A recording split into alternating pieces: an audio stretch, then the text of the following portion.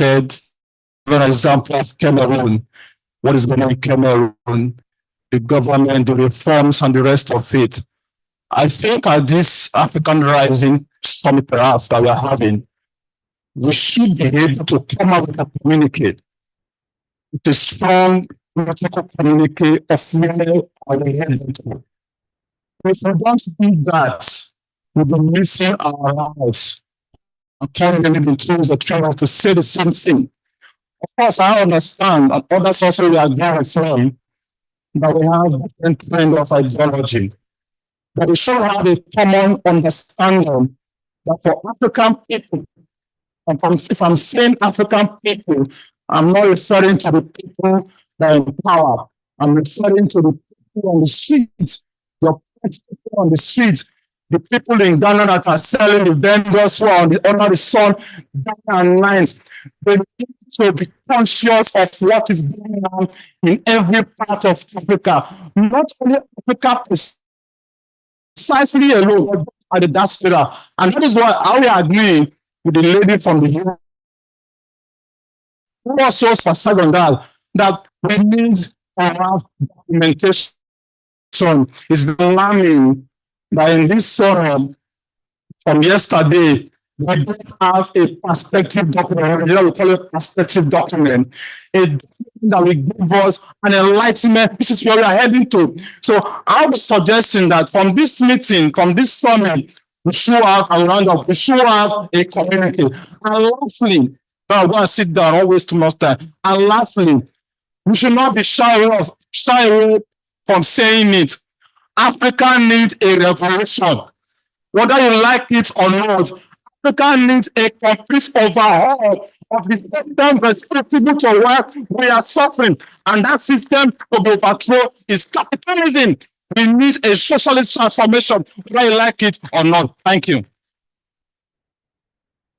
Amanda! My name is Pedro from South Africa, and I wanted to show gratitude to the panel by quoting from Mama Winnie Mandela when she says, "I'm the product of my people and the product of my oppressor." And I remember just how much her experience radicalized women inside South Africa. And I just want to say that apartheid, oppression, and imperialism, it always falls, and we're evidence of that. Two things in my 2 minutes. The first is that when we were thinking or starting to talk about solidarity today, I wondered if we could think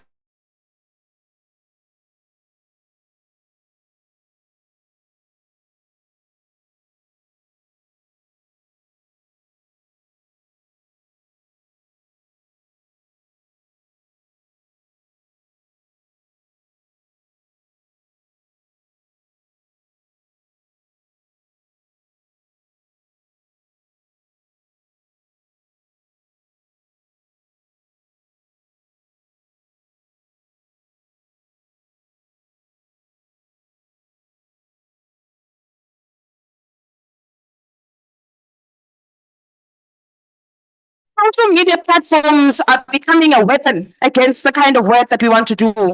During the Rhodes and Flawless movement in South Africa, one of the biggest victories of that period was WhatsApp groups, localizing resistance, sharing stories, because we have to think of some way to first inform the social media platforms, because they don't think and act in African ways. They don't recognize our languages, our cultures, and they make no effort to.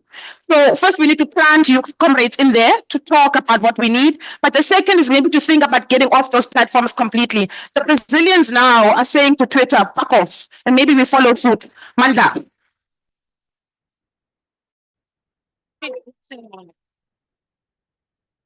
Good morning. Good morning once again.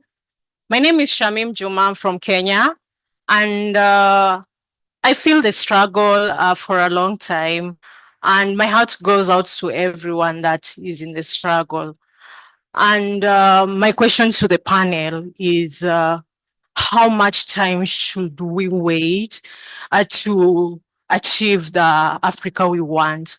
And secondly, is it time for us to change our strategies in terms of solidarity so that we can achieve the Africa we want? So I guess maybe it's also time for us to relook into our strategies as African Rising so that we can think of what works for us. Because we may emulate other strategies that have worked before, but they may not be working for us right now. So what kind of strategies will you also propose in terms of going forward? We liberate ourselves in the long run. Thank you so much.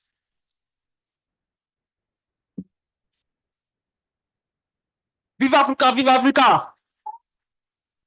Je me nomme Lognon Olivier de la Côte d'Ivoire.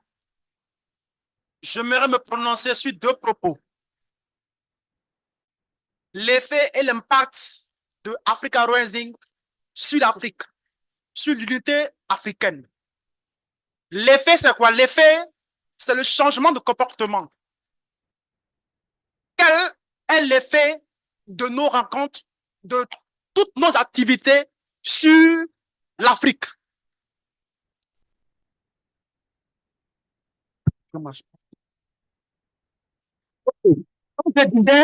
Je me prononce sur l'effet, l'activité de Africa Rising et l'impact de l'activité de Africa Rising. Parce qu'il faudrait que Africa Rising fasse vraiment un résultat d'effet. Le résultat d'effet, c'est le résultat qui change de comportement dans le paradigme des Africains, dans la jeunesse africaine. Et maintenant, le changement d'impact, c'est le changement de conditions. Qu'est-ce que Africa Rising arrive à apporter de conditions de vie des Africains? C'est un constat. Parce que Africa Rising est un mouvement. Hier, quand j'étais au feu de bois, j'ai fait une analyse comparative de tout ce qui s'est passé dans la colonisation jusqu'à aujourd'hui. J'ai vu que Africa Rising est sur le bon chemin d'impacter et d'avoir un effet. Mais il faudrait qu'on ait vraiment ce qu'on appelle en économie ou en suivi et de projet, ce qu'on appelle la traçabilité en termes d'élaboration et de planification. Il faudrait qu'il y ait vraiment des outils de planification bien établis. Il faudrait qu'on ait vraiment un sens de situer et de cadrer les projets d'Africa Rising de telle sorte qu'on sache réellement qu'est-ce que Africa Rising fait en termes d'activité, en termes d'action et quels sont les rapports en termes de gouvernance pour qu'on impacte. Parce que si cela ne se fait pas et il doit avoir une alternative en termes de changement, on verra que l'existence d'Africa Rising ne va pas impacter et le résultat ne sera pas escompté. Donc, ainsi, enfin, mes propos. Je vous remercie. Vive Africa, vive Africa! Viva. Merci. Bonjour, je suis M. Fofana Lansing de la Côte d'Ivoire. Je remercie tous les participants. Aujourd'hui, le thème solidarité est acclamé par tous. Mais je voulais dire qu'il faudrait que ce thème-là soit 20 mots, qu'elle se sente dans nos comportements. Je le dis parce que aujourd'hui, il y a plusieurs de nos sœurs et frères qui sont bloqués dans les pays de passage pour l'immigration clandestine, qui subissent tous les traitements inhumains. Qu'est-ce que Africa Rising a mis en place comme politique pour pouvoir enlever ces personnes dans ces situations de détresse? Merci. Thank you.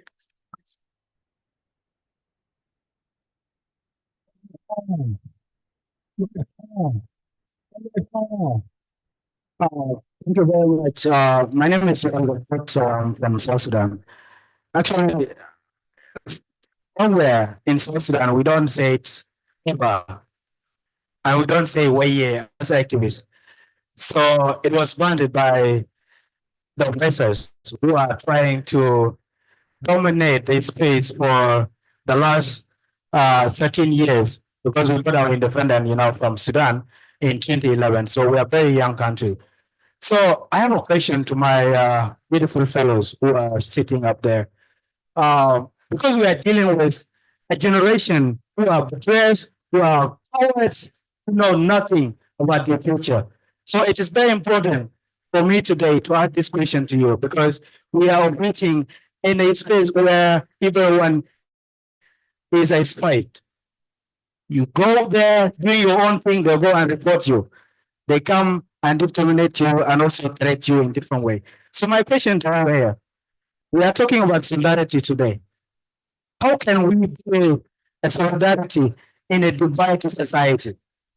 Because the environment that we are working there is not actually good at all. And I don't see African who are also talking about the Sudan, the South Sudan and Sudan, the two countries together. So the space is so divided. The civil side also, they are so divided by the oppressors.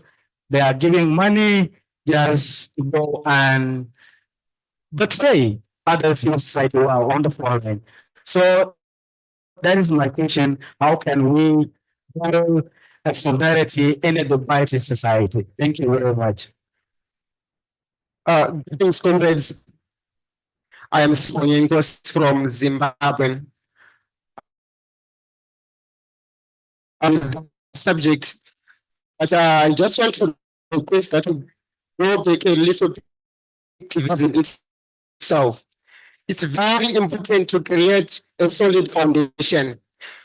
What I mean is, you will see that we are just one or two from each country here. But what noise are we making in our countries? You will see that a lot of movements are there, and a lot of small groups are there. Are we making enough effort to ensure that everyone is on board? You know, right now in Zimbabwe, we have 3 comrades who are in prison. So it's now 31 days. And they're just taken from an airplane and charged with